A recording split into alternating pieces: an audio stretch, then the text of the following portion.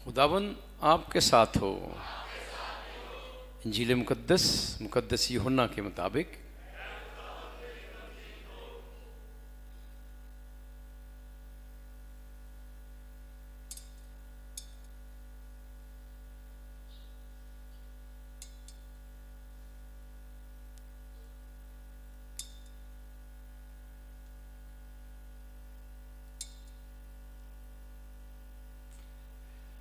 पहला बाब मुकद्दस यूहन्ना उसकी 35वीं से 42वीं आयत मुकद्दसा। उस वक्त जब कि यूहन्ना मैं अपने 2 शागिर्दों के खड़ा था, उसने यीशु पर जो जा रहा था निगाह करके कहा कि देखो खुदा का बर्रा। और उन 2 शागिर्दों ने उसकी ये बात सुनी और यीशु के पीछे हो लिए। यीशु ने मुड़कर उन्हें पीछे आते देखा और उनसे कहा, तुम क्या ढूंढते हो? उन्होंने उससे कहा कि रब्बी, यानी मुतरजम है उस्ताद, तू कहाँ रहता है? उसने उनसे कहा, आओ देख लोगे। बस वो आए और जहां वो रहता था देखा और उस रोज उसके साथ रहे। और ये 10वें घंटे के करीब था। उन दोनों में से जो यूहन्ना की ये सुनकर उसके पीछे हो लिए थे, एक शमौन पतरस का भाई इंद्रियास था। उसने पहले अपने हमशीर शमौन से मिलकर उससे कहा कि हमने माशे पा लिया है। तब वो उसे यीशु के पास लाया और यीशु ने उस पर निगाह करके कहा कि तू शमौन बिन यूना है, तू कैफा कहलाएगा।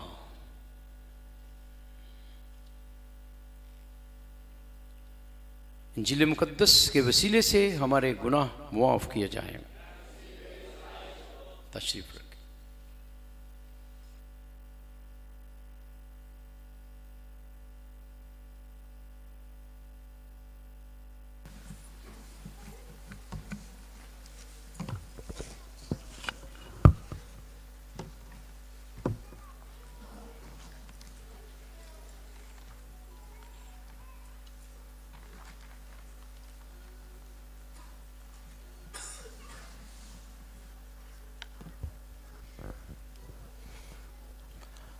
आज हम आम मौसम शुरू कर रहे हैं। पिछला इतवार खुदावंद यीशु मसीह के बपतिस्मा की ईद हमने मनाई और बपतिस्मा के साथ क्रिसमस का मौसम ख़त्म हुआ और आम मौसम शुरू हुआ। देखिए ये सब्ज़ रंग पहना, आम मौसम। तो आम मौसम हम आम जिंदगी में भी हमारे आम मौसम होते हैं। शादी हो तो मौसम सारा ही फ़र्क होता है, सारा माहौल फ़र्क होता है, तो उसमें फ़र्क मजाज होता है। जब कोई फौतगी हो जाए वो भी ख़ास मौसम, उसमें भी मजाज ही फ़र्क होता है। फिर उससे गुज़रते हैं, फिर आम शादी के बाद आम मौसम।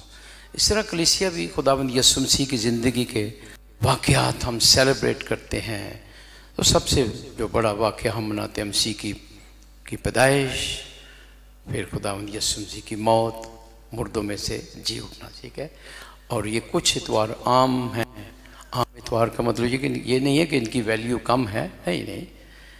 इनके ज़रिए खुदा जो कलाम है, मतलब मसीह की पैरवी करनी है। वो मसीह जो इस दुनिया में आया, जो मर के जी उठा, अब उसके पीछे चलना है। ये आम मौसम में ज़्यादा मैसेज ये है, पैरवी, फॉलोइंग ऑफ क्राइस्ट, ये मतलब है फॉलो मी। तो ये कुछ इतवार आम हैं। फिर उसके बाद रोज़ों का मौसम शुरू होगा, फिर ईद पाशका का मौसम है, दुखों का। तो ये कलीसिया हमें तरतीब से इबादत की रहनुमाई करती है कलीसिया हमारी। तो 3 इंजीलें 3 सालों में पढ़ी जाती हैं और हर उन 3 इंजीलों को एक साल दिया गया है। इसे साले अव्वल उसे कहते हैं। साले अव्वल में मुकद्दस मत्ती की इंजील पढ़ी जाती है। साले दोम में मुकद्दस मरकस की इंजील पढ़ी जाती है। साले सोम में मुकद्दस लूका की इंजील पढ़ी जाती है। और जो मुकद्दस यूहन्ना है उसे स्पेशल साल नहीं दिया गया, उसे इन तीनों के दरमियान कहीं ना कहीं कलीसिया ने एडजस्ट किया है। तो इस तरीके से कलीसिया तलावतों की हमारे लिए रहनुमाई करती है। और अब जो साल चल रहा है, पिछला जो साले अव्वल था, अब साले दोम। इस साल हम जो पाक इंजील में सुनेंगे, मुकद्दस मरकस की इंजील सुनेंगे। और गौर से सुनना बहुत सी चीज़ें, लेकिन आज मुकद्दस मरकस में से नहीं, मुकद्दस यूहन्ना की इंजील, जैसे मैंने बताया कि यूहन्ना की इंजील को बीच बीच में कलीसिया रखती है, लेकिन इसको स्पेशल साल इसके लिए वक्फ नहीं किया गया। तो कलीसिया बेस्ट हमारी उस्ताद है, वो हमें बताती है कि कौन सी तिलावत किस दिन हमें पढ़नी है। आमीन। तो ये चीज़ें इसलिए बयान करता हूँ कि आपको पता होना चाहिए कैथोलिक कलीसिया एक बाज़ाब्ता तरीके से हमारी रहनुमाई करे, नहीं कि जो अपनी जो सूट करे तो हवाला कर लो, जो मैनू सूट करती है। नहीं, जो कलीसिया आलमगीर हमें सिखाती है कलीसिया वो पढ़ा जाएगा। आज इस यहाँ जो पढ़ी गई है इंजील, पूरी दुनिया में यही इंजील पढ़ी जाएगी। तो ये एक जो हमारे उस्ताद हैं, जो रूहानी चौपाल हैं, जो उनकी ताबेदारी हमने करनी है, क्योंकि खुदावंद ने उनको मुकर्रर किया है। आमीन। वरना इत्तेहाद नहीं कायम रह सकता। तो आइए आज की इंजील पर ज़रा गौर करते हैं। लेकिन सबसे पहले पहली तलावत सैमुएल नबी की किताब से हमने सुनी है। और आपको पता है कि सैमुएल नबी का बुलावा है, उसकी बुलाहट के बारे में है। तो यहाँ सैमुएल, हमें पता है कि उसकी माँ हन्ना बांझ थी, रो रो कर उसने दुआ की, आंसुओं से खुदा ने दुआ कबूल की, उसे औलाद दी और उसने खुदाबंद की नज़र किया उस बच्चे को। अब सैमुएल हैकल में है, क्योंकि उस वक्त ये निज़ाम नहीं था जैसे आजकल सेमिनरीज़ हैं प्रॉपर। उस वक्त जो निज़ाम था उसके मुताबिक उस बच्चे को काहिन की रहनुमाई में उसने रखा। तो उस वक्त खुदा 3 दफ़ा ले बोलता है काहिन के पास। सैमुएल भाग के काहिन के पास जाता है, मुझे बुलाया है, आपने मुझे बुलाया है? नहीं बेटा, मैंने नहीं बुलाया, जाओ सो जाओ जाकर। फिर आवाज़ आई, सैमुएल। भाग कर फिर काहिन के पास, तूने मुझे बुलाया? आपने बुलाया है? नहीं, सो जा बेटा सो जाओ। 3री दफ़ा यही आवाज़। हाँ, काहिन ने कहा आप वो समझा खुदा की आवाज़ है ये। तो मैसेज यहाँ क्या है कि हम दिल में हमारे आवाज़ आ रही है, खुदा हमें बुला रहा होता है, हम गलत लोगों के पास जाते हैं, जो खुदा के लोग नहीं हैं, उनसे मशवरे लेते हैं। जो दुनियावी लोग हैं वो कभी भी आपकी रहनुमाई सही नहीं कर सकते। वो दुनियावी रहनुमाई करेंगे, जिस्मानी रहनुमाई करेंगे, वो किसी और तरफ लगा देंगे। और रूहानी अपनी ज़िंदगी में कोई ना कोई आपको स्पिरिचुअल डायरेक्टर, रूहानी रहनुमा होना चाहिए जो आपको सही रहनुमाई कर सके, खुदा की तरफ लाए। तो इस काहिन ने इसकी मदद की। बेटा आप जब बुलाए तो आप कहना है, ऐ खुदावन फरमा तेरा बंदा सुनता है। कितनी खूबसूरत दुआ है। और ऐसा ही हुआ, उसने कहा खुदावंद फरमा तेरा बंदा सुनता है। तो यहाँ जो हमारे लिए मैसेज ये है कि खुदा की आवाज़ सुना करें। असी बोलने बहुता वहाँ सुनने घट आ, घर च भी बोलने वाले बाहर और सुनिया भी करो। दुगना सुनना, कम बोलना। अगर 2 कान हैं, शुक्र है खुदा ने एक कोई मुंह देता है, 2 मुंह देते फिर तो ये खुदा ने इस कानों का मकसद है कोई इसके लिए इस्तेमाल करें, इन कानों को डबल सुना करें। सबसे पहले खुदा की आवाज़ सुनना, वो आपसे कुछ काम लेना चाहता है आपकी ज़िंदगी से। कि ज़िंदगी का कोई मकसद है भी नहीं भेज देता, क्योंकि हम सुनते नहीं हैं। हम सुनाते हैं खुदावंद चुप कर जाओ, मैं बोलने लगा। फिर ਅਸੀਂ ਬੋਲਨੇ ਆ फ्रिज भी दे दे, टीवी भी दे दे, नौकरी भी दे दे, सब कुछ मैनू दे दे, सुननी नहीं। अब और कहते हैं खुदा सुन मैं बोल रहा हूँ, नहीं, अब आपकी अपनी दुआ बदलनी है। क्या दुआ करनी है? सैमुअल नबी हमें सिखाता है, ऐ खुदावन फरमा तेरा बंदा सुनता है। ऐ खुदावन फरमा, जब ये दुआ आपको आ जाएगी ना, आपकी ज़िंदगी में सुकून आएगा, बरकत आएगी, सब कुछ ही आ जाएगा जो खुदा चाहता है आपकी ज़िंदगी। यही ज़बूर में हमने में देख, मैं इसलिए आऊँ कि तेरी मर्जी बजा लाऊं। तो जिन लोगों को बुलाया है खुदा ने, नबियों को, उनका यही था। शाया को बुलाया, उसने कहा देख मैं हाजिर हूँ, मुझे भेज। खुदा कहता है किसको भेजूं? कहता है मैं हाजिर हूँ, मुझे भेज। जिन्होंने भी आवाज़ सुनी, खुदा की आवाज़ सुनी है, तो खुदा के पीछे हो गए, अपना दे दिया। नबियों ने, इब्राहिम ने खुदा की आवाज़ सुनी, मूसा ने खुदा की आवाज़ सुनी, उसे बादशाह बनना था। हाँ, ठुकरा दी सारी शान शौकत, ठुकरा दी, अपने लोगों के साथ जलील होना पसंद किया। खुदा की आवाज़ दी, मेरे लोगों को तू रिहाई देगा, उसको इस्तेमाल किया गया। ऐसे नहीं मूसा का नाम रहती दुनिया तक याद रखा जाए। उसने खुदा की आवाज़ सुनी थी, फिर उनकी अपने जिस्म की दूसरी आवाज़ें बहुत सी आ रही थी, नहीं, कान बंद कर लिया उस आवाज़। उसने खुदा की आवाज़ सुनी, इस वजह से बनी इसराइल कौम आज़ाद हुई। ये सारी बाइबल उस वाक़या के इर्द गिर्द है, बनी इसराइल कौम की कहानी। जैसे पिछले संडे मैंने बनाया था, खरूज की है कहानी, खरूज की है। आमीन, इसी के इर्द गिर्द खरूज की है। मूसा, लख लख सलामा मूसा नूं, उन्हें आवाज़ सुनी सी। एक जब हम ये कलाम सुनाते हैं हमसे फरमाशी की नहीं, आज भी खुदा बुलाता है हमें, लेकिन हम आवाज़ नहीं सुनते हैं। दरअसल खा छोटा है, खा बड़ा है, खा अनपढ़ है, कोई पढ़ा लिखा है, का बेटी है, बेटा है, बुजुर्ग है, हर एक को खुदा बुलाता है, लेकिन हम सुनते नहीं हैं। कान बंद करके रखे ने, कन्ना च रूह पा के रखे, कहते मुँह च भी रूह पा लिया करो। उधर नहीं पाते सी, मुँह च रूह पाना सीखो। हुण कन्ना च रूह ना पाओ, मुँह च रूह पाओ। हाँ जी, कोई ऐसा वक्त होना चाहिए, नहीं मैं बोलना नहीं, तू बोला, मेरी ज़ुबान खत्म है। हाँ, बोलना है तो खुदा की हम्द के लिए, तारीफ़ के लिए ज़ुबान खोलो, और दूसरे कामों के लिए नहीं। ज़ुबान का मकसद तो गोया शाया को बुलाया, मूसा को, शाया को। आज हमने सुना है खुदावंद ने दो रसूलों को बुलाया। आप इस पर हम ज़रा गौर करेंगे। थक नहीं गए? हाँ, ध्यान नाल सुनोगे, कोई नई चीज़ सीखेंगे। कोशिश करता हूँ हर बार कोई नए अंदाज से नई चीज़ें आपको सिखाऊँ।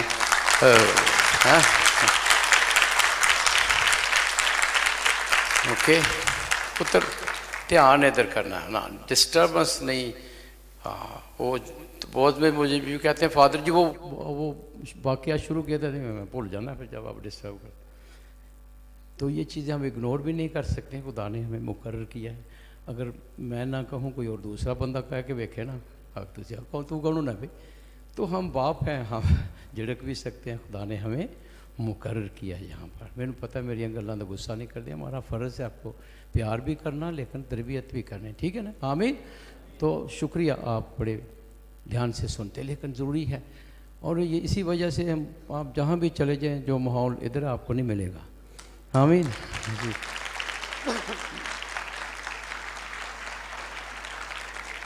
हमें पता है हमारे जो उस्ताद सबसे ज़्यादा सख्त थे ना, उनसे हमने सबसे ज़्यादा सीखा है। सबसे ज़्यादा सख्त उस्ताद उनसे ज़्यादा हमने सीखा। और उनको उस वक्त हमें वो बातें चुभ दिया सन, लेकिन गुजरे तो शुक्र, ऐसे लोग खुदा ने हमारी ज़िंदगी में भेज दिए जिन्होंने हमारे को तराशा है। जैसे वो चिज़ल के साथ, छैनी के साथ हैं, जो मुजस्मा साज है, ठीक है। इस तरह हमें भी तराशा गया है, बहुत सी चीज़ें उन्होंने काटी हैं हमसे, ऐसे नहीं वो फादर इधर को खड़ा, बहुत सी प्रोसेस से गुजर कर इधर खड़ा हो सकता है कोई, ऐसे नहीं कोई खड़ा हो सकता यहाँ। आमीन। तुम शुक्र करते हैं उस चुप दियाँ सन गल्ला, लेकिन अच्छा ही हो गया, अच्छा ही हो गया, हमें सख्त से सख्त उस्ताद मिले। आमीन। तो आपको भी अगर झड़कता हूँ शुक्र किया करें, शुक्र है खुदावंत को सानू कहने वाला है। आमीन। दुनिया च मना काम तो मना करने वाले बहुते थोड़े ने, वाला श्री शाबाश करी जा नहीं। तो सुने खुदा की आवाज़। आज 2 शागिर्दों की हमने बुलावे के बारे में सुना है। ये 2 शागिर्द यूहन्ना बपतिस्मा देने वाले के शागिर्द हैं। किसके शागिर्द हैं? हाँ, यूहन्ना बपतिस्मा देने वाला कैसा अजीम शख्स है। वो अपने शागिर्द अब उनको कह रहे हैं वो है, वो देखो, वो है खुदा का बर्रा। कितनी हलीमी है। वो कहता नहीं वो क्यों ना, मैं ही सब कुछ, मैं ही सब कुछ। कहता नहीं, मैं तो नूर नहीं, नूर की गवाही देने के लिए आया हूँ। मैं तो उसकी जूतियों का तस्मा खोलने के बराबर लायक ही नहीं हूँ। क्या बात है। अक्सर लोग कहते हैं मेरे नाल चिपट जाओ, खुदा नाल नहीं, यसु नाल नहीं, कलीसिया नाल नहीं, मेरी कलीसिया लाओ। ठीक है, खुद गर्जी नहीं रखे यूहन्ना। उसने अपने 2 शागिर्दों को मसीह की तरफ भेजा, देखो खुदा का बर्रा। और अब ये 2 शागिर्द उसी के पीछे चल पड़े। और एक इंद्रियास में एक इंद्रियास है, दूसरे का नाम नहीं। आपको पता है ये दूसरा शागिर्द कौन था?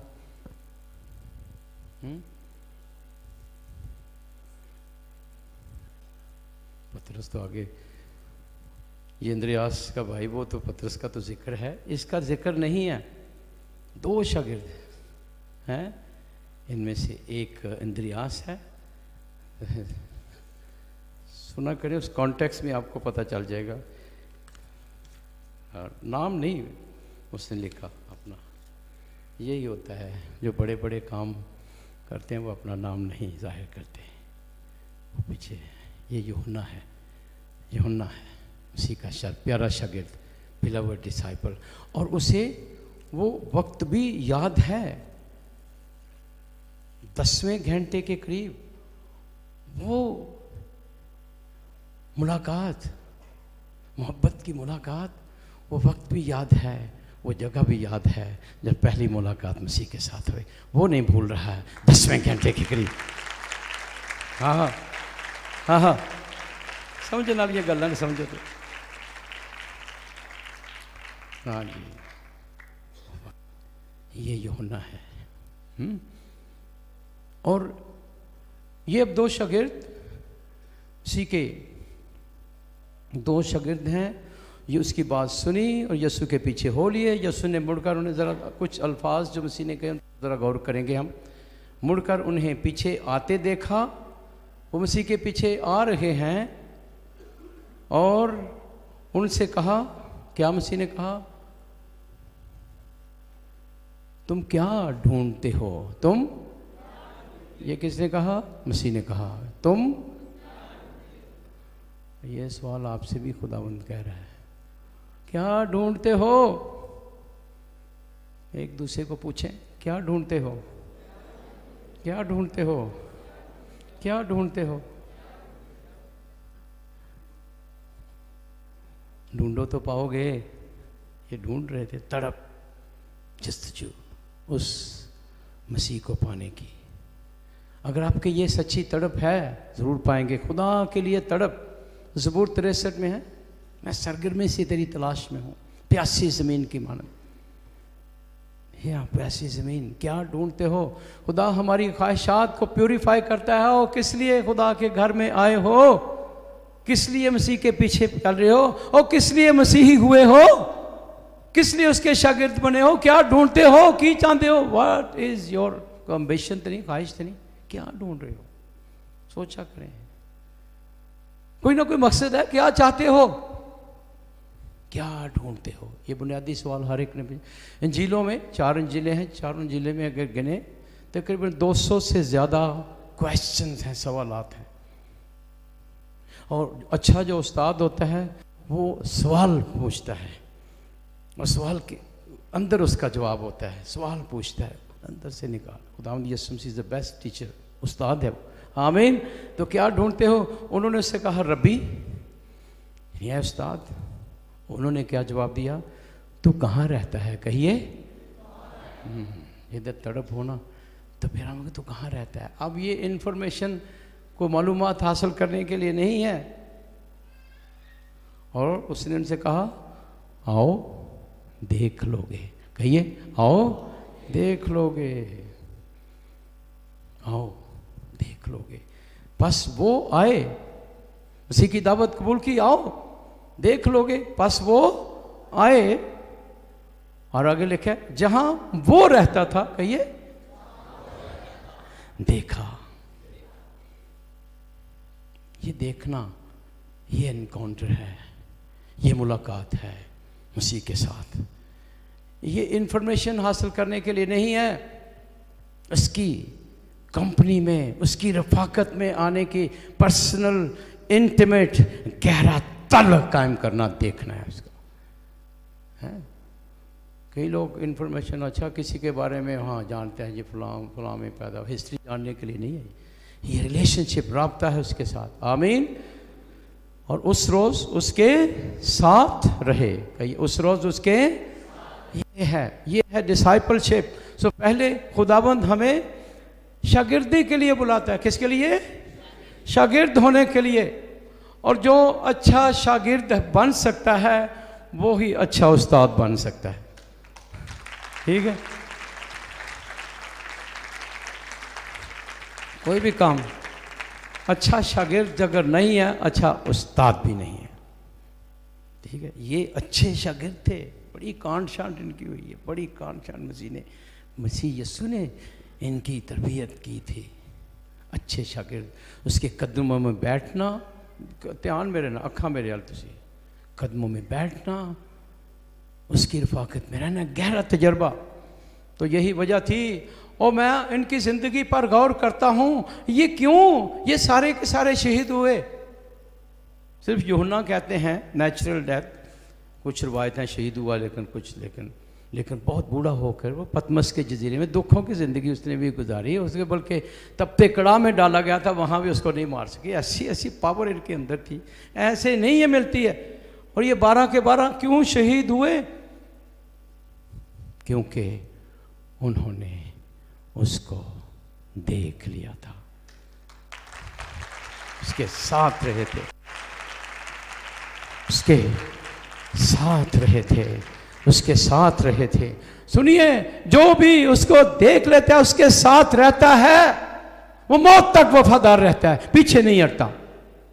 ये बुलावा है पहले शागिर्द होना सीखना, और हमारी जिंदगी से बहुत लोग खुदा के पास आए। फिर ये देखिए आगे, इसके वापस मैं इस पॉइंट की तरफ आऊँगा। उन दोनों में से जो यूहन्ना की ये खबर सुनकर उसके पीछे हो लिए थे, अब वो बयान कर रहे कौन है जो दोनों उसके पीछे हो लिए थे। एक शमौन पतरस इंद्रियास था, अब दूसरे का जिक्र नहीं है। वो खुद यूहन्ना इंजील लिखने वाला, अपना नाम नहीं है, खुफिया रखता है अपना नाम वो। और उसने पहले अपने हमशीर से मिलकर उससे कहा हमने माशे पा लिया है। तब वो यीशु के पास आया और यीशु ने उससे निगाह की, कहा कि तू शमौन बिन यूना है, तू कैफा कहलाएगा। कैफा के लिए अरमाइक ज़ुबान में लफ्ज़ है कीपा। कहिए पंजाबी का लफ्ज़ याद तुहानूं दसना तो तुसीं फिर याद कीपा है कहते हैं पंजाबी कीपा, तो इसी को कीपा कहिए कीपा। इसका मतलब है कैफा अरमाइक ज़ुबान में, यूनानी ज़ुबान में कैफास। सो इसी से निकला है। लातीनी में पतरस, रॉक, चट्टान, तू चट्टान है। देखिए वापस उस पॉइंट की तरफ आते हैं हम। ये जो उस रोज़ उसके साथ रहे, जो उसके साथ रहते हैं वो पीछे नहीं हटते, जिन्होंने दिल उसके लिए खोला होता है। एक दफ़ा का जिक्र है, हाँ जी, जेड़े बाहर बैठे ने वो इधर उधर ना वेखो, तुसी इबादत लिए आए हो। हाँ, अगर इधर उधर देखा मुझे भी डिस्टर्ब करते हैं, आगे आके बैठ जाओ ना, निके निके बच्चे अगर ठीक है वो उठाए, लेकिन अगर आगे आ जाओ, कुछ सुनना है, इबादत कोई बरकत लेके जाओ। तो जब एंटरटेनमेंट नहीं आए तो फिर कद लिया आए। हाँ, ध्यान से सुनिए कहानी, शायद मैंने पहले सुनाई है लेकिन बरक अंदाज से भी आप सुनेंगे। एक दफ़ा का जिक्र है कि एक नौजवान, हुण तुहाडा ध्यान नहीं जिहड़े उन्हां वाल वेख रहे ने, भावें जो मर्जी इधरों कहंदा रहां, तुसीं कोई नहीं सुन रहे। नहीं सुन रहे तो साडा भी टाइम दा है, तो तुहाडा भी टाइम, तो सारिਆਂ ਦਾ टाइम दा। इधर कान भी इधर, अखां भी इधर। अगर आप आ सकते हैं टाइम पर तो आ जाया करें, अगर कि आपकी मजबूरी है वो तो अलग है। तो जब आप पूरी इबादत के दौरान आंदे रहते हो तो सारी इबादत ही डिस्टर्ब है। तो अगर किसी की अगर कोई मजबूरी हो सकती है, जैसे बच्चा बीमार हो, टायर पंक्चर हो, कुछ वो एक्सेप्शन है। लेकिन अगर आपने रूटीन ही बना लिया, आना ही लेट है, तो ये ठीक बात नहीं है, ठीक है ना। हाँ, खुदा को फुल दर्जा दें, पूरी रोटी खाया करो, अद्धी रोटी नहीं। थानू रोटी 4 रोटियां की भुख होए तो अद्धी रोटी तुहाडे अगे रखो तो जी तुसी गुस्से नाल ही उठ लै, है भी लै जा, मैं नहीं खानी। आखो नहीं, रूहानी तौर पर भी इस ख़जाने की हिफाजत किया करें। ये ख़जाना है खुदा का कलाम, तेरे हज़ार सोने चांदी के सिक्कों से भी अफजल है। ये रूह से इसका ताल्लुक है। आमीन। इधर ध्यान, बेटे बेटियां सब इधर ध्यान करें। तो वो नौजवान तलाश में था, हिकमत की तलाश में, किसी उस्ताद के पास गया। वो राहिब, बड़े बुजुर्ग, बड़ी हस्तियाँ, उसके पास गया। तो वो राहिब अपने सहन में धूप में बैठा हुआ था, उसके करीब उसका कुत्ता था, वो भी बैठा हुआ था। तो उस नौजवान ने कहा, बाबा जी आप बताएं, बहुत से नौजवान बड़े जोश के साथ आते हैं आपके इस राहिब खाने में, आपको में इस ज़िंदगी को अपनाने के लिए बड़े शौक़ से आते हैं। बड़े नौजवान शुरू में बड़ा जोश होता है और उसके बाद वो छोड़कर चले जाते हैं, क्यों? उसने कहा, बेटा मैं तुम्हें एक कहानी सुनाता हूँ, इस कहानी में तुम्हारे सवाल का जवाब है। उसने कहा कि एक दिन, ये सच्चा वाक़या है, मैं इसी तरह जैसे अभी बैठा हूँ बाहर सहन में धूप में, कुत्ता, मेरा कुत्ता मेरे इधर करीब ही बैठा हुआ था, और अचानक उधर से ना एक खरगोश सामने से गुजरा। मेरे कुत्ते ने फौरन छलांग लगाई उस पर, झपटा उस पर, वो खरगोश निकल गया। लेकिन उसके बाद इसका ताक़ुब किया, उसके पीछे तेज़ी से भागता रहा। कांटे आए, कांटों में भी पानी आए, पानी में भी, पहाड़ों में भी, हर जगह पर टेढ़े मेढ़े रास्तों में भागता रहा, तेज़ उसके पीछे भागता रहा। और जब वो तेज़ भाग रहा था, रास्ते में और बहुत से कुत्ते, वो भी इसको देखकर भागना शुरू किया। उन्होंने भौंकना शुरू कर दिया, तेज़ भागना शुरू कर दिया। और कुछ देर के बाद वो कुत्ते थक गए और आखिर तक ना पहुँचे, रास्ते में रह गए। लेकिन मेरा कुत्ता वो दौड़ता रहा, वो पीछे नहीं हटा। कहने लगा, इस कहानी में तुम्हारे सवाल का जवाब। कहने लगा, बाबा जी इसका क्या ताल्लुक है पाकीज़गी के साथ, रूहानी ज़िंदगी के साथ, कुत्ते की दौड़ और खरगोश? बेटा तुमने सही सवाल नहीं पूछा। सही सवाल ये है कि वो जो छोड़ गए थे रास्ते में, वो क्यों छोड़ गए, या वो जो कायम रहा आखिर तक मेरा कुत्ता, वो क्यों? इसलिए कि मेरे कुत्ते ने खरगोश को देखा था, आखिर दम तक दौड़ता रहा। इन्होंने खरगोश नहीं देखा था, इसलिए वो रास्ते में थक गए। और सुनो,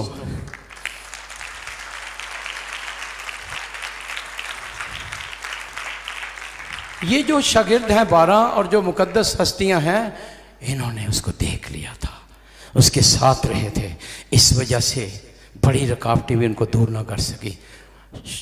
जान देने तक वो वफादार रहे, शहीद हुए, मर गए, कोड़े खाने में, कैद में, भूखे रह कर ये पौलुस रसूल, ये इंद्रियास, ये पतरस, ये यूहन्ना, ये याकूब रसूल, सब कोड़े खा खा कर, मारे खा खा कर, भूखे रह कर दुनिया को ठुकरा दिया, पैसों को ठुकरा दिया, ओहदों को ठुकरा दिया, लेकिन उनके लिए एक ही था, उन्होंने देख लिया था उस अबदी जिंदगी में लोगों को शामिल करने के लिए। उन्हें कोई भी ख्वाहिश उस मकसद से हटा ना सकी। बेटों बेटियों, ये है बुलावा, जो चख लेते हैं, जो देख लेते हैं, वो सब कुछ उस पर कुर्बान कर देते हैं। और तुसा भी कोई खरगोश वेख्या कि नहीं? असा तो वेख्या है, तादी दौड़ रहे हैं। 33 साल हो गए इसमें, हमने देखा है, भाग रहे हैं, दिन भी नहीं थकते।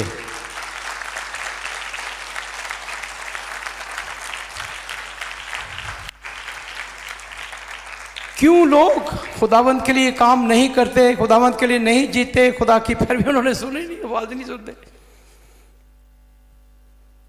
वो खुदा को खामोश कर देते हैं।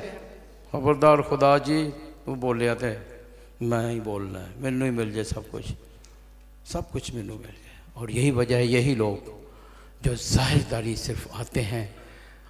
और शैतान कहता चर्च ज़रूर जा तू, लेकिन काम तो मेरे वास्ते करना है। चर्च जान से शैतान को जाओ, लेकिन शर्त एक है, काम मेरा करना था। चर्च के बाद वही नशे, वही बुराइयाँ, वही काम, तौबा नहीं करनी, ना खुदा के लिए कोई काम करना, क्योंकि ये सतही तौर पर है। और ऐसे लोग बल्कि मसीहत के लिए ज़्यादा ख़तरनाक है। हाँ जी, चर्च में जाना है, बाक्षरा के दिलाना है, वो कमली ज़िंदगी भी, खुदा की आवाज़ भी सुनी है, वो ताबेदारी की है खुदा की। ऐसे लोगों से अंधेरा फैलता है, रोशनी नहीं। हम रोशनी फैलाने के लिए, खुदा की आवाज़ उस वक्त उनके लिए थी, आज के ज़माने में हमारे लिए है। खुदा की आवाज़ सुने, आमीन। नहीं वेख्या खरगोश देखो, मंगो खुदा को, ऐ खुदा, ऐ खुदाबंद फरमा, कहिए तेरा बंदा सुनता है।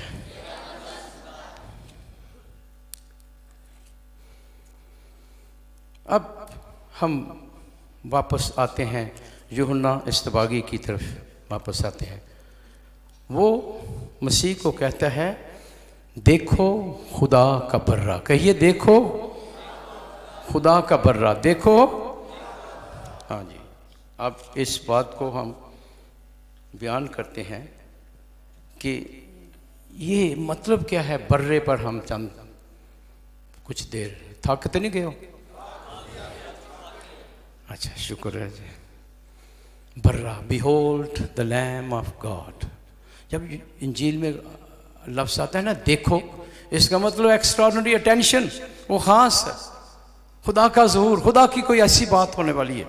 देखो, ऐसा बेज जाहिर होने वाला है, आम चीज़ नहीं। बिहोल्ड, देखो खुदा का बर्रा।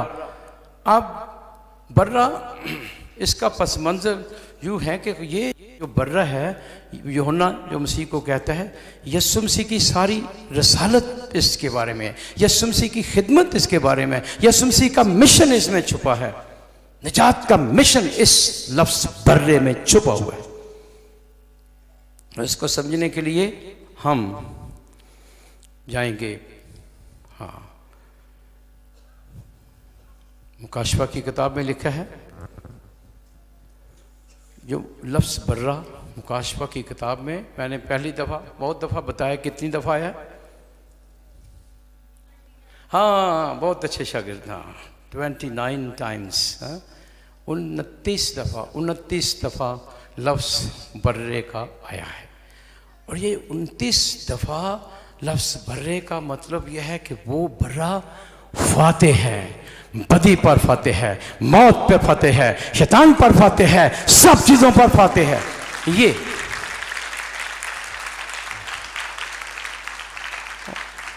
और ये जो मुकाशफा की किताब है, और चिले करने की किताब नहीं, और इसमें मसीह की आमद का के बारे में नहीं है, ये पाकमास की किताब है।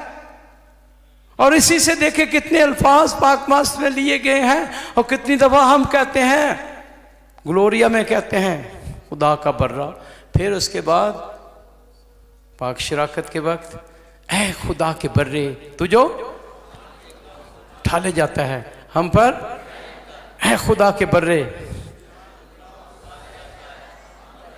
जरा बुगी नहीं, बुग्गा खोल के जरा, ऐ खुदा के बर्रे।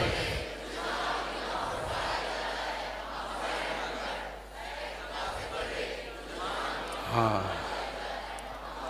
हाँ शाबाश।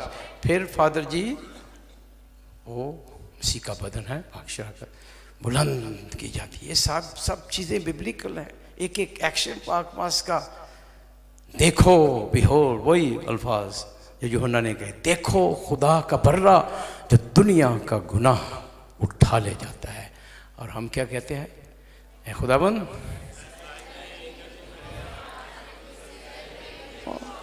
सुनिए।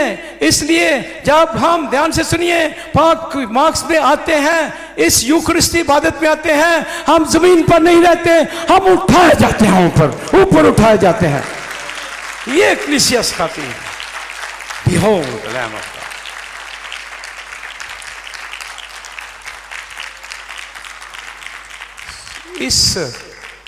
ये सारी बाइबल की जो पाक मास की, ये सारी उसमें से सारी ग्लोरिया, जलाल जलाल, कुद्दूस कुद्दूस, कुदरत, असमत, सब ये मुकाशफे से है। बाइबल मुकाशफे से है पाक मास। तो यहाँ आप क्या लेने आते हैं, क्या करने आते हैं? आसमान पर उठाए जाने के लिए आते हैं।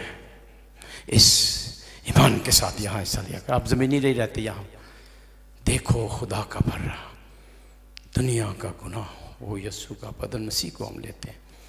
अगर ईमान से शामिल हो, ये सही इबादत है, ये इबादत है, ये लिटर्जी है, ये प्रस्तश है, सब कुछ इधर से। आमीन, हालेलुया। मुकाशफा में 5वें बाब 5वीं आयत में ये भी है, यस्सु को यहूदा का शेर बब्बर भी कहा गया है। सितारा है यानी फातिह है, ठीक है। एक थियोलॉजियन है, स्कॉलर्स, टॉम राइट, वो कहता है कि सबसे जो यहूदियत की कहानी सबसे मुअस्सर बयान है, क्या बयान है? खरूज का। पिछले हफ्ते भी मैंने कहा था, खरूज का बयान है। सब कुछ खरूज ही है। क्या कहिए? क्या? सब कुछ खरूज ही है, सब कुछ। हाँ, अब बर्रे का कॉन्टेक्स्ट है, कोई भी इस लफ्ज़ को उसने बयान किया, लेकिन इसको कॉन्टेक्स्ट में समझना, क्या मतलब है इसका, बाइबल क्या कहते हैं इसके बारे में, फिर हमें समझ आ जाएगी। वो अच्छा, फिर आपको पाक मास की भी कदर आ जाएगी। अच्छा, ये तो हम आसमान पर उठाए जाते हैं। तो खरूज का वाक़या है। और ये इधर ध्यान करो जड़े बार में मुकद्दस, सॉरी, खरूज का बाब, खरूज की किताब 12वें बाब में है ये वाक़या। आपको पता है कि खुदा ने मूसा को चुना ताकि बनी इस्राएल कौम को फिरौन की गुलामी से आज़ाद कराए, और फिरौन ने इनकार किया। और ये भी पता है कि फिर खुदा ने 10 जेडे बाहर ने इधर तवज्जो नहीं कर रहे, वो औरतें इधर, लेडीज़, बेटियां, इधर ध्यान करो, उधर नहीं देखना, मेरे हाल देखना। हाँ, इस पास भी जगह है बहुत, हो तुम छुप के बहना थे। इधर जब देख दो फिर सारी डिस्टर्बेंस से बात हो। इधर ध्यान करो, आंखें भी इधर, कान भी इधर, पूरी तवज्जो से सुने। 12वां बाब खरूज की किताब में, उससे पहले आफतों का जिक्र है, और आखिरी आफत कौन सी थी? पैलोठों का मारा जाना। और खुदा ने बनी इस्राएल को कहा, ये 1-2 आयतें यहाँ से पढ़ता हूँ खरूज की किताब में से।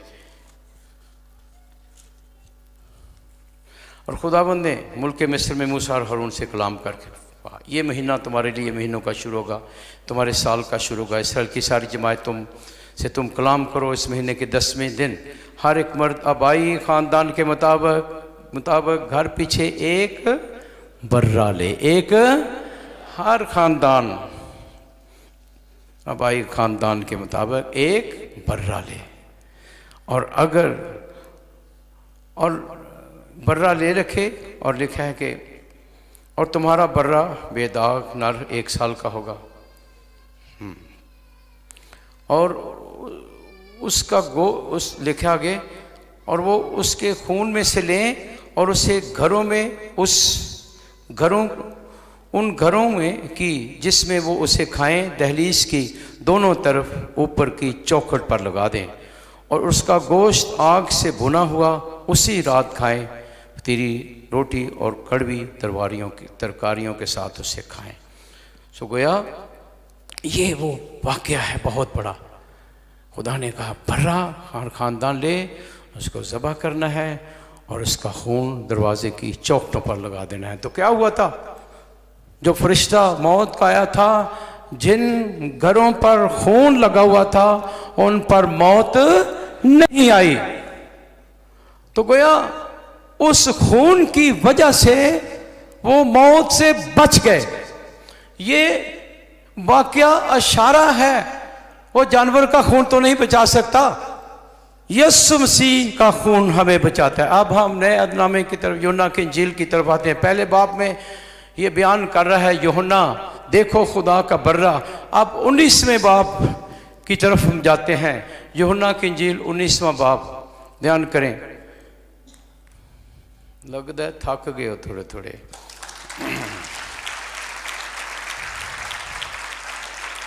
शाबाश। यहाँ क्या हुआ? 19वां बाब खुदाबंद यीशु मसीह के मसलूब होने का वाक़या है।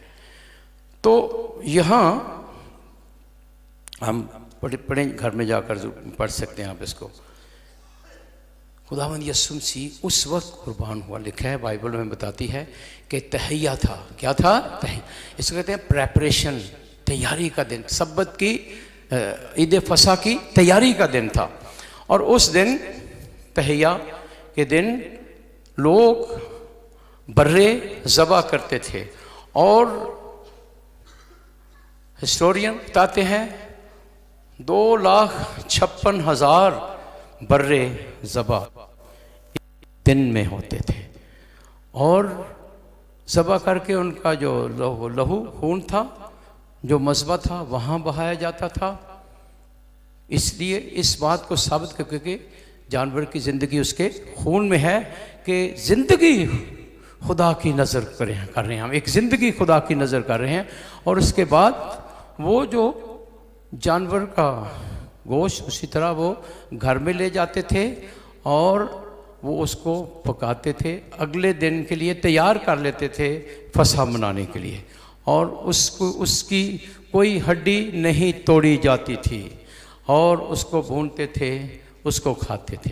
अब कनेक्ट ये सारा पोप बेनेडिक्ट इसको बयान करते हैं।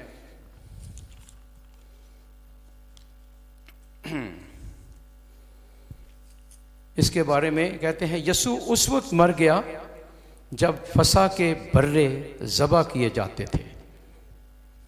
किस वक्त मरा? जब फसह के पास्कल लैम, फसह के बर्रे ज़बह किए जाते थे।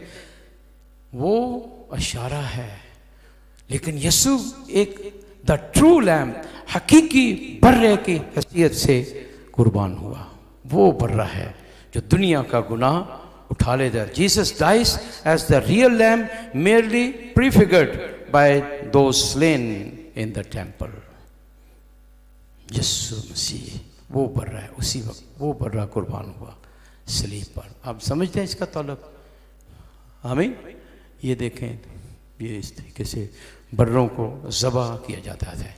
और अगर हम हैकल को देखें, आजकल के उस ज़माने की जो हैकल थी यरूशलेम से बाहर मसीह को मसलूब किया। आज यरूशलेम में मैं गया हूँ, आज बहुत सारा एरिया घेरा हुआ है जहाँ यीशु मसलूब हुआ, मर के जी उठा। उस जगह पर भी खुदावंद ने जाने का मौका दिया कलवरी पर। ये जगह पहले शहर से बाहर थी, अब शहर के अंदर ही है सारी। वो देखें, ये इसे कहते हैं, ये जो सामने आ रहा आपको डोम, ये डोम ऑफ द रॉक इसे कहते हैं, डोम ऑफ द रॉक। ये 7वीं सदी में मुसलमानों ने बनाया था उस जगह पर जहाँ पर हैकल है। उस जगह पर हैकल पहली सदी में 70 में तबाह हुई थी और उसके 700 साल बाद ये जो है उसी हैकल की जगह पर आप देख रही है ये बनाया गया है। आमीन। तो थोड़ी सी आपको इन्फॉर्मेशन, हिस्ट्री, ज्योग्राफी की भी होनी चाहिए। इंजील हमें बताती है कि मसीह के साथ 2 डाकू मसलूब हुए और सब्बत के दिन वो नहीं चाहते थे वो सलीब पर रहे, उन्होंने उनकी टांगें तोड़ी। मगर जब मसीह के पास आए तो उसकी टांगें नहीं तोड़ी, वो मर चुका हुआ था।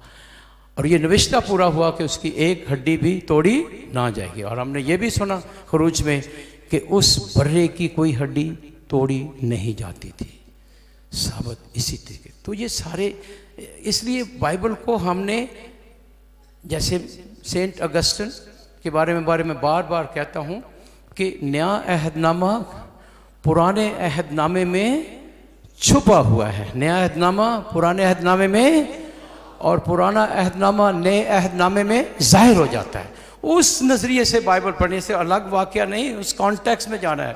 ये सारे वाक़यात नए अहदनामे के लिए इशारे हैं, मसीह की कुर्बानी के लिए।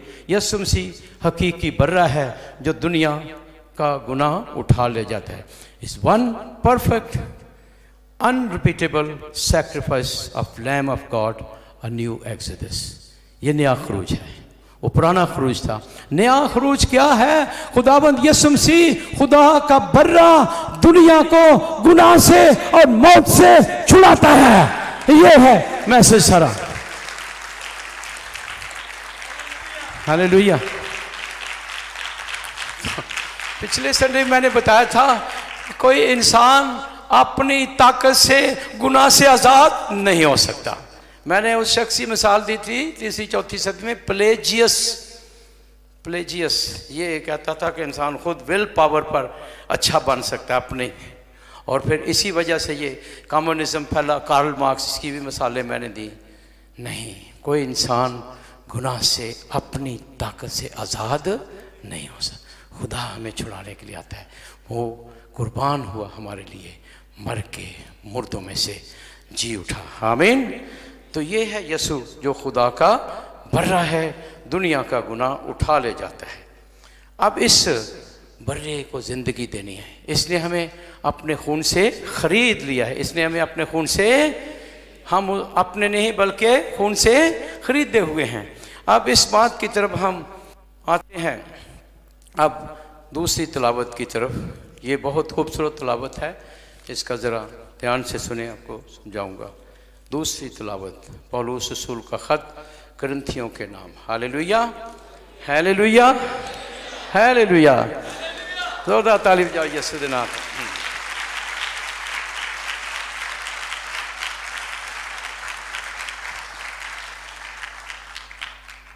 तो ये पहला करंथियों 6 बाब जो है, यहाँ पर ये इस आयत का आयत नहीं आती, लेकिन मैं इधर से पढ़ता हूँ ताकि आपको कॉन्टेक्स्ट का पता चल। इससे पहले आयत क्या है, लिखा है खाने पेट के लिए हैं। कहिए, खाने और पेट खानों के लिए। हर चीज़ का खुदा ने एक मकसद, हमारे जिस्म का हर हिस्सा उसका एक मकसद है। इस पेट में खाना आएगा, ये खाने को हजम कर देगा। अगर इसमें लोहा डालोगे, लोहा हजम नहीं होएगा। पित्तल डालोगे तो वो हजम नहीं होएगा। ये इस मकसद के लिए नहीं है। लोहे के लिए नहीं है, ये खाने के लिए है। और गंद बुला खाओगे वो नहीं हजम होएगी। तो पेट का एक मकसद है। पेट अगर आप फॉलो करेंगे फिर अगली बात आपको समझ आएगी जो मैं समझाना चाहता हूँ। ठीक है, थक तो नहीं गए? सही सही दसो, तालिब जान जरा। हाँ, पूरी तवज्जो इधर करें। शाबाश,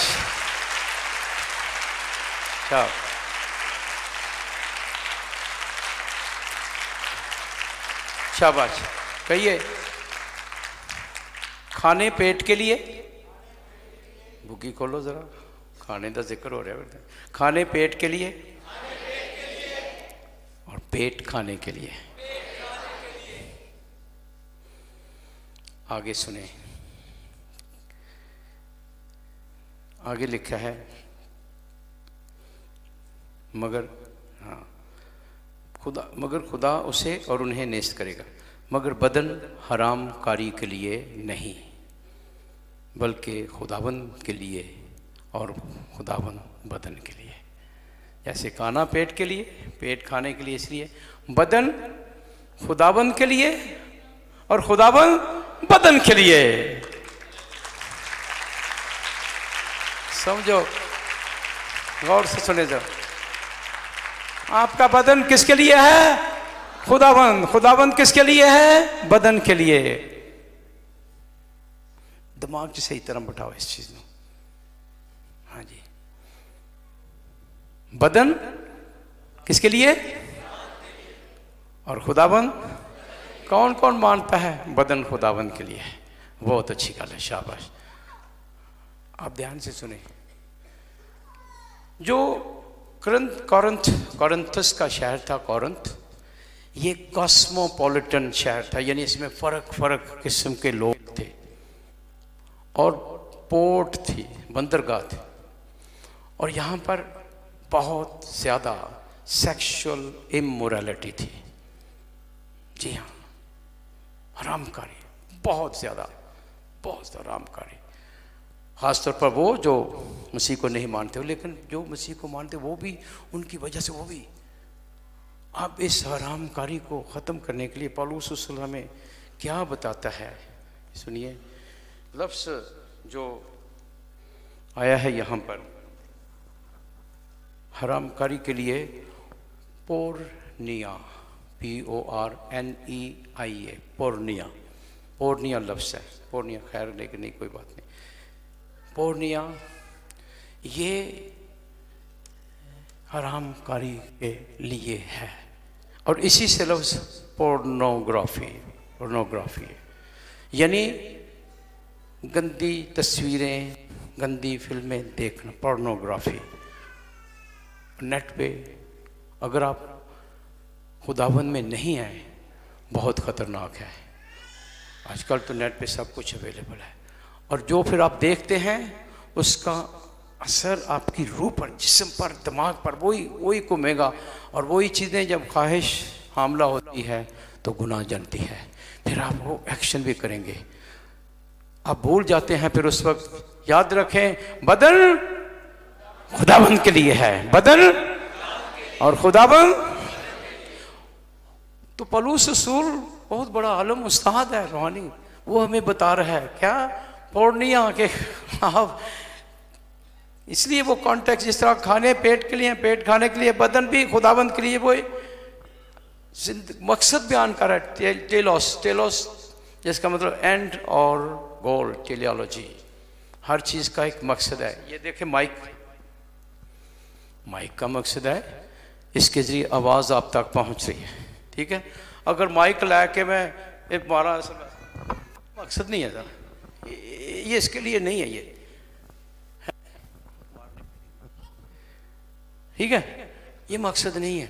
हमारी पुत्र ध्यान करो, इधर गल्ला करनी आते घर बैठा करो, ठीक है। अगर नहीं सुनना घर चले जाओ, इबादत डिस्टर्ब ना करो, गुनाह है। इबादत कितना बातें कर रही हो, इधर ध्यान करो। इसी तरह बदन जो है, ये मकसद है खुदा के लिए है। इसका मकसद, माइक का मकसद आवाज, इसी तरह इस बदन का मकसद ये खुदा के लिए मखसूस है। दावन बदन के लिए, याद रखें, आपका बदन नहीं है ये खुदा ने दिया है, खुदावंद के लिए है। आप ऐसा गुनाह करते हुए कर ही नहीं सकते, समझिए मेरा है ही नहीं है बदन। ये जो मियाँ बीवी का मुलाज़े पाक निकाह के साक्रामेंट में ये काम है बस, उसके अलावा हर किस्म की हरामकारी गुनाह है। खुदा ने ये साक्रामेंट निकाह खानदान बिल्ड करने के लिए, नस्ल पैदा करने के लिए रखा है। उसके अलावा किसी के साथ ताल्लुक इस किस्म का लिखा है साफ, और ये बहुत ज़्यादा ज़रूरत है आज के दौर में।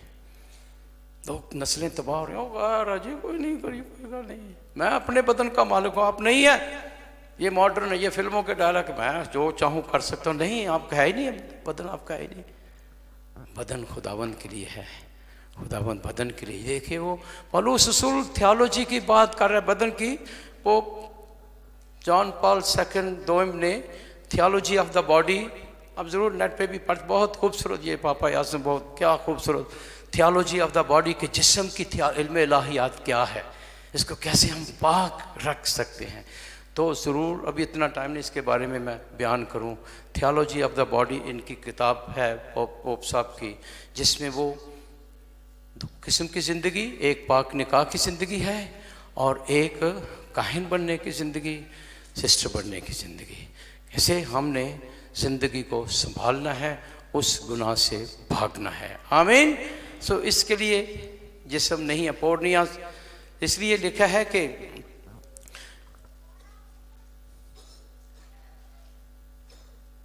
इसका मतलब यह है कि इंसानी बदन का मकसद खुदावंद है और यीशु दुल्हा है, वो अल मसीह है, कलीसिया उसकी दुल्हन है।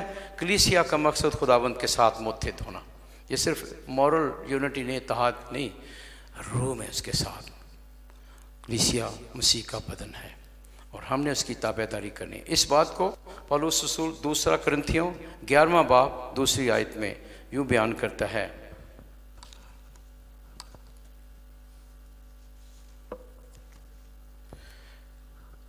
मैं तुम्हें पाक दामन कंवारी की मानद मसीह के पास हाजिर करूं। ये कहता है क्योंकि मैंने एक ही मर्द से तुम्हारी निस्बत की है, पाक दामन कंवारी की तरह हाजिर करूं। ये मकसद है हमारा, भला आप खुदावंद यीशु के साथ हो। और फिर आगे पौलुस रसूल इसके बारे में और हमें और भी इसके बारे में बयान करता है कि जो बदन हमारा खुदा की रूल कुद्दस की हैकल है, रूल कुद्दस की, हाँ जी, खुदा की हजूरी है इसमें। जैसे इस हैकल में कोई ऐसा काम नहीं हो सकता, नहीं हो सकता, इस हैकल में भी कोई दूसरा काम नहीं हो सकता। वही अगर आप वाला घर जाके आप पढ़ सकते हैं, तफसील से देखिए कि हरामकारी से भागो, हर गुनाह जो आदमी करता है बदन के बाहर, मगर हरामकार अपने बदन ही का गुनाहगार है। तो गोया तुम नहीं जानते तुम्हारा बदन रूल कुद्दस की हैकल है जो तुम्हें साकन है, जिसको तुमने खुदा की तरफ से पाया है। और अगर हम समझ लें इस बात को कि तुम अपने नहीं हो, इसलिए कि तुम कीमत से खरीदे गए हो, फिर क्या करना है? अपने बदन से खुदा का जलाल जाहिर करो। अपने बदन से, वो अपने बदन से सिर्फ गीत नहीं गाने, वो भी गाने हैं, लेकिन अपने बदन से ये कि पोर्नोग्राफी से, हरामकारी से भागना, ये खुदा का जलाल जाहिर करना है। वो कहते हैं फ्ली, भागो, दौड़ जाओ, से बचो, उस रास्ते भी ना जाओ। अगर आपका मोबाइल, आपका फोन, आपका कोई ऐसा, काट दो उसको, इस गुनाह से भागो। वो भागने के लिए भागो, फ्ली। वो सिर्फ ना जाना ही नहीं है, ना उस गली में जाना है, ना उस शहर में जाना है, क्योंकि ये आपकी रूह को दागदार कर देता है। अगर ऐसा गुनाह हो गया, इतराफ़ करें, इतराफ़ में माफ़ी है, नई ज़िंदगी शुरू करें, नाउमीद ना हो। खुदावंद यीशु गुनाहगारों के लिए आया, मर के जी उठा, नई ज़िंदगी तर्क करें। ख़ास तौर पे यंग लोग जब जवानी में होते हैं इस चीज़ को रियलाइज़ नहीं करते हैं। आप देखें, शादी एक के साथ होनी है, आपने आपको रिजर्व रखें अपने ख़ानदान को बनाने के लिए। जो ऐसे काम करते हैं अपने ख़ानदान भी नहीं बना सकते फिर, और फिर हमें मुंह अड़ के फिर दे रहे फिर, हाँ, एडजस्ट नहीं हो सकते। बच्चे अगर आप ये पुख्ता समझ लेते हैं तो कोई भी हमारे बेटों बेटियों को कहते कि वो मुसलमान कर लेते थे नकाब में भी, तो आपके ईमान में पुख्ता हो, कौन आपको कर सकता है? आपका ईमान ही नहीं है, तालीम की कमी है। हाँ, किधर जा रहे हो? और वो ऐसे भी सेंट सेसिलिया, सेंट आगदा, वो शहीद हो गए अपने पाक दामनी बचाने के लिए। इस जिस्म को बचाएं। अगर हमें लालच आएगा, दूसरी ख्वाहिश आएगी, तो फिर हम जरूर इस तरफ बढ़ेंगे। तो ज़रूरी है इन चीज़ों को क्रैक करना। ये बहुत बड़ा मेकअप बड़ा बड़ा थोप के आ जाते नहीं कहीं, और खुदा दे घर च सादगी ना लाया करो। मेकअप वो दुल्हन दुल्हा के लिए श्रृंगार है। शादीशुदा और लोग जी कुमारियाँ बहुतियाँ कर दी ने सिर्फ अट्रैक्ट करने के लिए, गुनाह फैलाने के लिए? हम इस मकसद के लिए नहीं बुलाए गए।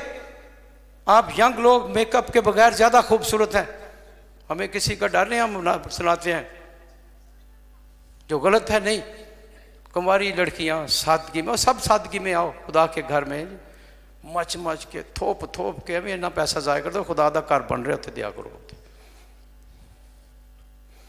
खैर जरूरी अखराजात क्यों? हमारी तवज्जो सिर्फ एक्सटर्नल अंदर की तरफ नहीं है। अपनी रूह को पाक रखें, अंदर से साफ हो। मेकअप अपना जिन्ना मर्जी कर लो, खूबसूरत नहीं हो सकते आप। वो किहड़े तुहाडी तारीफ करते हैं, वाह जी वाह बड़ा सोहना, उन्होंने खुदा को जिहड़े दूर होंदे ने वही तारीफ करते हैं। जो खुदावंद में होते हैं वो कभी भी नहीं आपके ऐसे सो वट मेकअप। वो रूह की तरफ देखें, उस कुंवारी दुल्हन की मानंद बच्चे। लिबास भी शुक्र है हमारे चर्च में टाइट्स पहन के मैंने ऐलान किया, नहीं पहन के तो शाबाश। जो लिबास अपन दे भी अट्रैक्शन का बायस है, गुनाह फैलता है इससे। दूसरे को गुनाह की तरफ ना रुझाऊ करो। आप गुनाह फैलाने के लिए एजेंट शैतान के ना बने, बल्कि गुनाह ख़त्म करने के लिए। ऐसी चीज़ों में शो ऑफ करना ना करें। एक्सटर्नल, अंदर रूह आपकी साफ हो खुदा की कलाम पर अमल करने से। जी हाँ, उस दुल्हन की मानंद जिसने अपने खावंद के लिए, और संगार खावंद के लिए है, दूसरों के लिए नहीं है। पता नहीं कदों इससे अमल करोगे। मुझे पसंद है जी, मुझे पसंद है मेकअप, मुझे पसंद है। मैं अपना मालिक नहीं, आप अपने नहीं हैं, उनसे खरीदे हुए हैं। जब यीशु के हो गए हमारी मर्जी खत्म हो जाती है। शागिर्दों की अपनी मर्जी थी नहीं, वो भी नहीं कहते हमें पसंद, भी बहुत चीज़ें दुनियावी पसंद थी। नहीं, रूहानी चीज़ें पसंद करो, चेंज करो अपनी सोच को। सादगी में खुदा के घर में आओ, दुआ के लिए आओ। अपने आप को शो ऑफ करने, कपड़े दिखाने ना हो, मेकअप दिखाने ना हो, खुदावंद से मिलने के लिए आओ। देखिए फिर आपकी ज़िंदगी में कैसी बरकत आएगी। बदन से खुदा का जलाल जाहिर करो, अपना नहीं। वाह जी वाह, बड़ा अच्छा, बड़ी मैचिंग की है। ये क्या है? बदनों से क्या जाहिर करो? खुदा का। माँ बाप बेचारे डरते, कहते नहीं, माँ बाप बच्चों को बहुत डरते हैं क्योंकि अगू गुस्ताखी करते हैं। मैं मालूम अपने बदन का। माँ बाप नहीं कहते, हम माँ बाप के भी बाप हैं, हम आपको कह रहे हैं। हम बच्चों,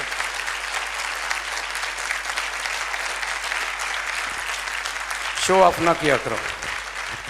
हम क्या कहते हैं, ये नहीं कि आप क्या कहते हैं, ये नहीं कि फिल्में क्या कहती हैं, ये कितनी नहीं, ये क्या कहते हैं।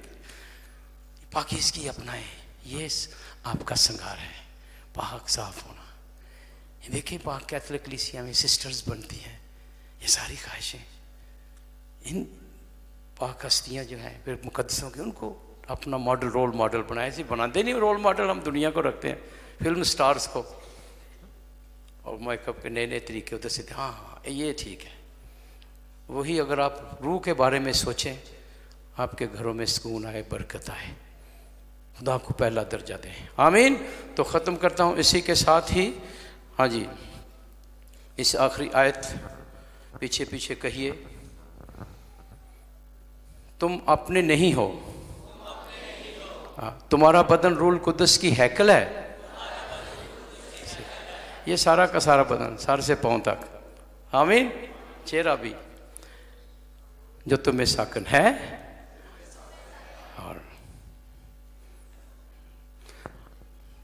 कि तुम अपने नहीं हो, इसलिए कि तुम कीमत से खरीदे गए हो। बस अपने बदन से खुदा का जलाल जाहिर करो। कौन कौन अपने बदन से खुदा का जलाल जाहिर करेंगे? जो कलाम मैंने सुनाया उसके मुताबिक, अपनी थोड़ी मर्जी के मुताबिक। आमीन आमीन, हालेलुया। जलाल का सिर्फ मतलब ये नहीं वहाँ गीत ही सिर्फ नच नच के गाने नहीं। जलाल ये जलाल का मतलब कलाम पर अमल करना खुदा का जलाल है। आमीन। और गीत गाना तो बड़ा आसान है, लेकिन कोई चीज़ छोड़ना, हाँ जी, जो खुदा को पसंद नहीं, वो मुश्किल, वो नहीं ऐसी करते, फिर आपके गीत भी खुदा को पसंद नहीं है। याद रखें, खुदा ऐसी इबादत नहीं जहाँ ताबेदारी नहीं है। आंखें बंद करें, गौर करें, अमल करेंगे, सुनेंगे, बच जाएंगे, नहीं तो फिर गुनाह की मजदूरी मौत है। थोड़ी अपनी मर्जी है।